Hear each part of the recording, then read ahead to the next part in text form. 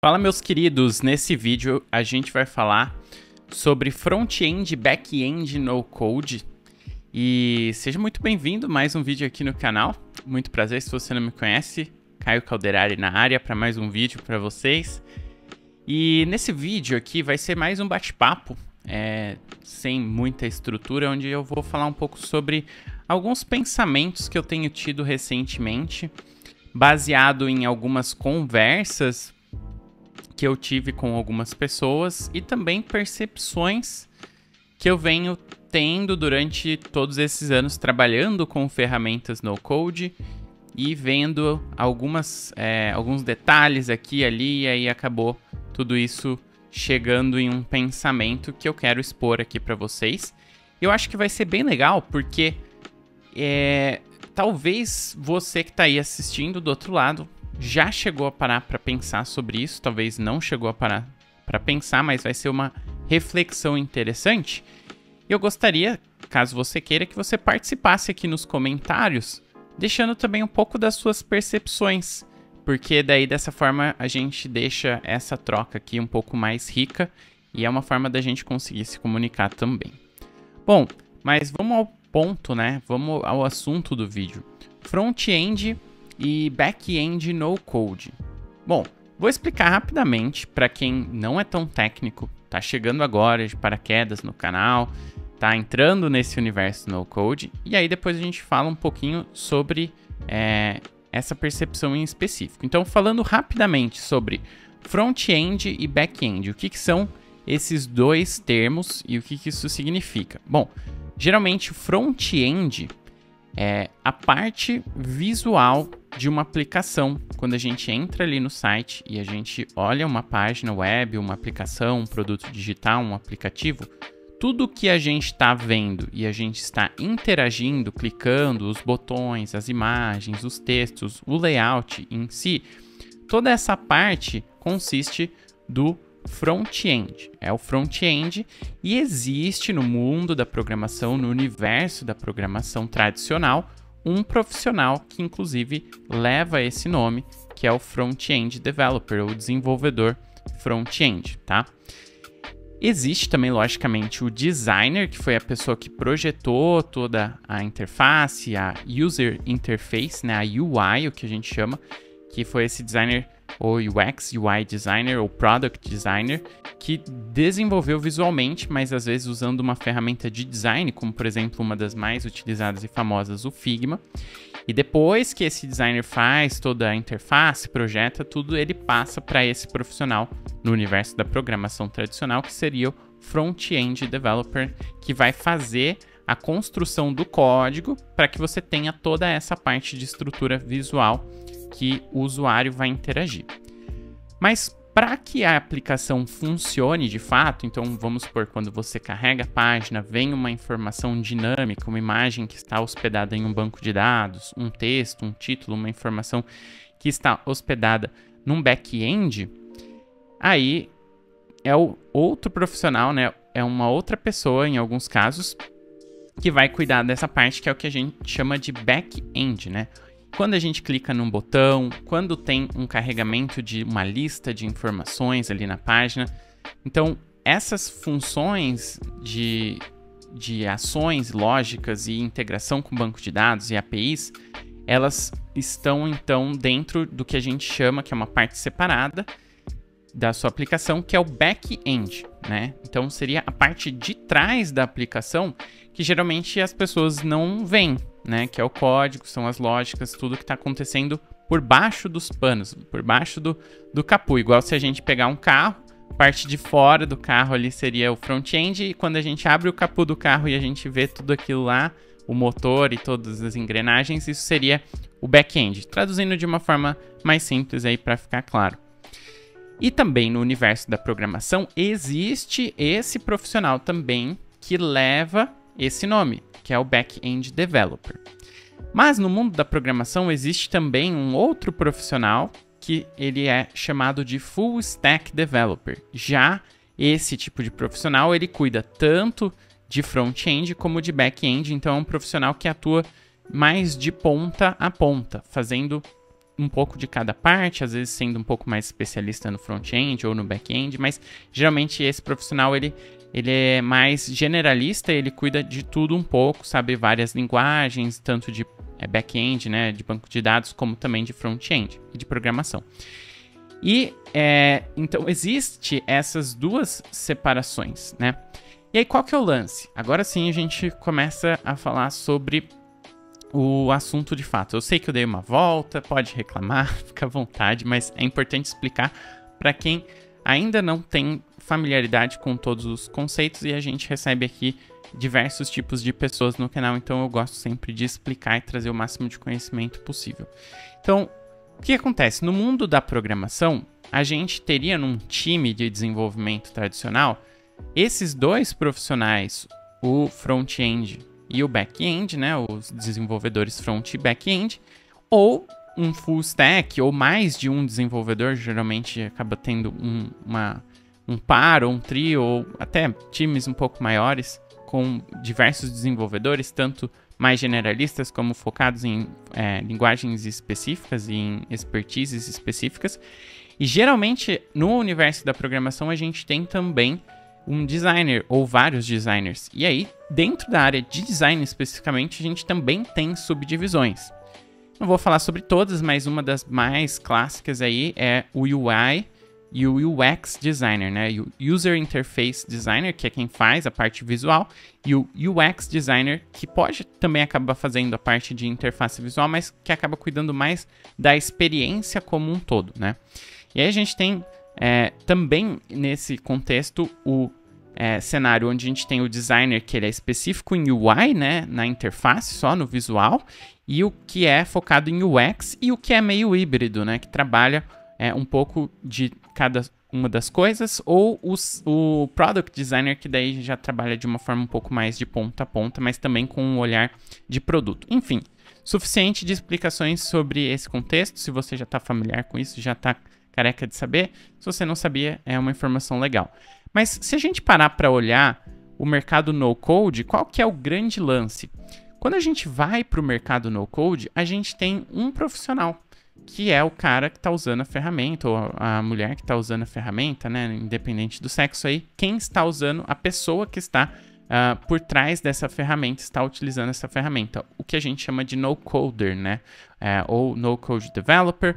E aí, se a pessoa é especialista em uma ferramenta específica, vamos supor que eu sou um Bubble Developer, então eu vou me dar essa classificação, né? Algumas pessoas que usam mais de uma ferramenta podem se chamar de no-coder ou até usar um outro termo. Inclusive, isso é um ponto também, talvez, de discussão para um próximo vídeo, né, sobre essas classificações e nomenclaturas em relação aos profissionais que estão se dedicando a sua carreira integralmente para o desenvolvimento no-code. Mas o lance é que no universo no-code isso tudo se consolidou, então a gente tem um profissional só. E aí quando a gente fala sobre front-end, back-end, a gente vê essas diferenças, né, e separações no mercado tradicional de programação, mas o grande lance e a bola que eu quero levantar aqui, e que eu quero saber até de você como você vê isso, como é que você está enxergando o mercado? Você vê pessoas que estão focando apenas no front-end e, vamos supor, eu sou um no-coder, mas a minha expertise é fazer a parte de front-end. E aí talvez a gente vai trabalhar em conjunto com outras pessoas em um time de desenvolvedores no-code, onde a gente vai ter talvez o papel da pessoa no-coder que faz a parte de front-end, ou a pessoa que faz o back-end e seja um especialista no code back-end. Ou é uma pessoa só que vai fazer tanto o front ou o back-end. Então, eu tenho notado que, por natureza das ferramentas no code elas serem tudo em um, é normal que a pessoa que está por trás dessa ferramenta cuide de tudo como um todo. Só que tem um ponto interessante, um lance que eu venho reparando e que achei interessante trazer aqui para vocês, que é o quê? Muitas pessoas estão entrando no universo no-code e estão começando a aprender no-code pela primeira vez, mas outras pessoas que são profissionais já dessas áreas, às vezes um designer, às vezes um programador, também estão se interessando por ferramentas no code e aprendendo a utilizar essas ferramentas. Qual que é o lance? A pessoa que geralmente não é técnica, ela às vezes não tem muito nem essa visão de mercado e dessas quebras que existem no mercado. Então ela vai se propor a fazer tudo ali mesmo e vai tentar fazer o seu melhor, tanto na parte de design como na parte de programação. E pode ser que em alguns casos, dependendo do perfil dessa pessoa e de onde ela vem, de que área, e especificamente se não for técnica, ela possa se dar melhor, às vezes, na parte visual, na parte do design, ou melhor na parte de lógica e de programação. Fato é que ela vai ter que dominar um pouco dessas duas áreas e vai ter que dominar um pouco de tudo isso para conseguir criar suas aplicações mesmo com o no-code. Vai ter ali a sua entrada e a jornada de aprendizado facilitada, mas ainda vai precisar fazer todas essas partes. E aí o que a gente vê no mercado é que muitas pessoas que começam com ferramentas no-code têm um design muito ruim, né? E isso é normal.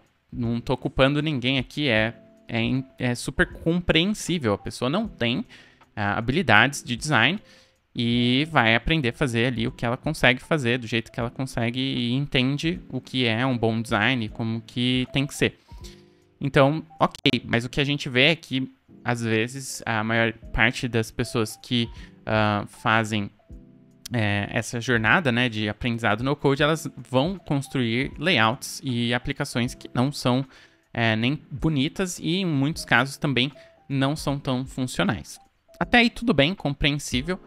Mas e quando a gente fala sobre profissionais que já atuam na área há um certo tempo e que já atuam, por exemplo, com design? Assim como foi o meu caso. Eu sempre trabalhei com design e sempre trabalhei para empresas e sabia utilizar ferramentas no code, utilizava ferramentas no code em paralelo, às vezes dentro das empresas onde eu trabalhei, às vezes para projetos paralelos, porque dentro das empresas que eu trabalhava ainda não existia o uso de ferramentas no code.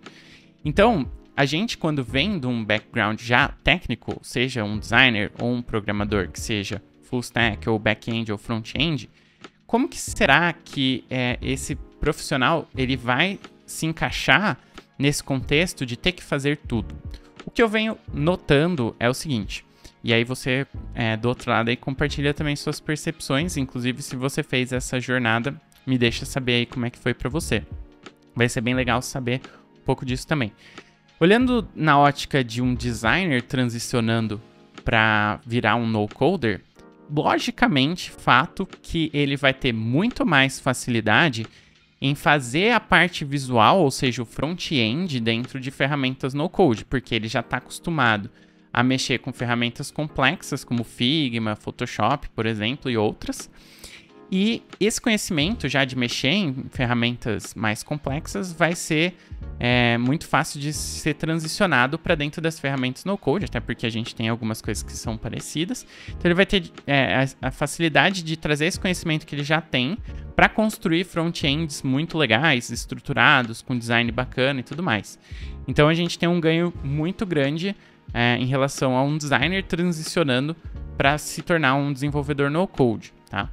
Porém, essa parte de front-end, ela vai ser muito bem feita e o desafio, eu acho que para esse designer, para essa pessoa técnica que sempre trabalhou muito com front-end, com a parte de design, e às vezes par de um front-end, vai ter por outro lado, né, algumas dificuldades com as partes de back-end, lógica de programação, banco de dados, integrações, APIs e tudo mais.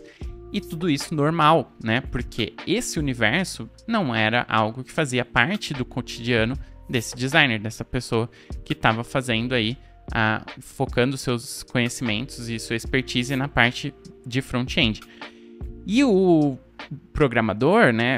Tanto o front-end como o back-end já vem numa outra contramão, né? Numa outra direção. Então, quando um programador tradicional full stack, ou front-end, ou back-end vem para se tornar um no-coder, ele vai ter muito mais facilidade com a parte de APIs, de banco de dados, de lógica, de condicionais e tudo mais, boas práticas de performance, estruturação do projeto e tudo mais.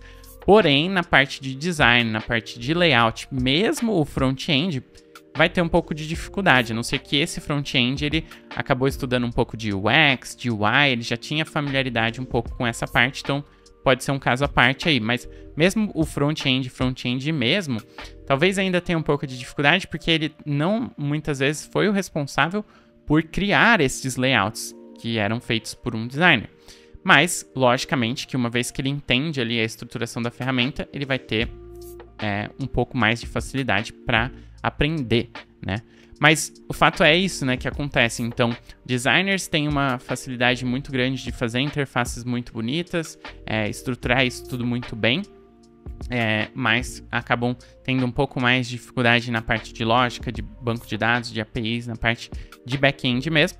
E programadores acabam tendo mais dificuldade na parte de design, justamente também por não ter tanto contato com isso ou familiaridade no modelo de trabalho tradicional, e tem muito mais facilidade com a parte que eles já dominam, a parte de back-end, de banco de dados, estruturação da aplicação, APIs e tudo mais. Então, beleza, Caio, falou pra caramba, mas aonde que a gente chega, em que ponto que a gente chega nessa discussão? Bom, de fato, pela minha experiência lidando com algumas pessoas, fazendo essas transições, notei esses pontos. Aí você comenta se você concorda ou não, se tem essa mesma percepção ou uma percepção diferente.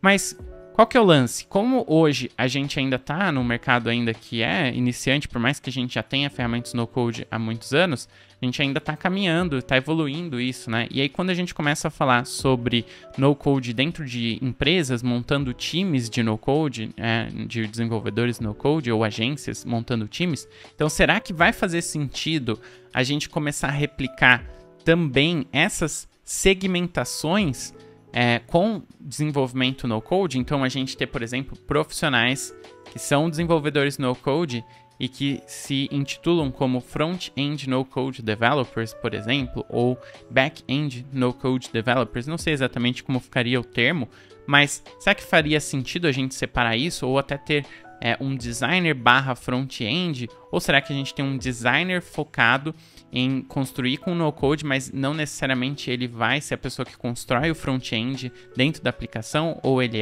ou a gente vai ter realmente pessoas que vão fazer tudo, a gente não vai ter essa separação no mercado e a gente vai continuar como mais ou menos está sendo, tendo uma pessoa mesmo que faz tudo ou não. Então, isso é um ponto interessante que eu achei interessante gravar um vídeo sobre, comentar, porque fala um pouco sobre o mercado de no-code, talvez amadurecendo, talvez copiando um pouco do que o mercado tradicional faz, ou talvez não, talvez indo num caminho para um cenário mais independente, diferenciado.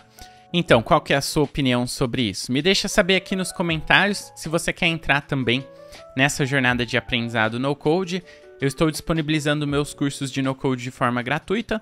Tudo que você tem que fazer é entrar aqui no link que está aqui embaixo, na descrição do vídeo, e fazer o seu cadastro lá gratuitamente. Começar a aprender ferramentas no-code hoje mesmo. Aqui vão aparecer 2 vídeos para você continuar assistindo conteúdos bem legais aqui no canal. Obrigado se você assistiu até agora, um abraço e até o próximo vídeo. Tchau, tchau!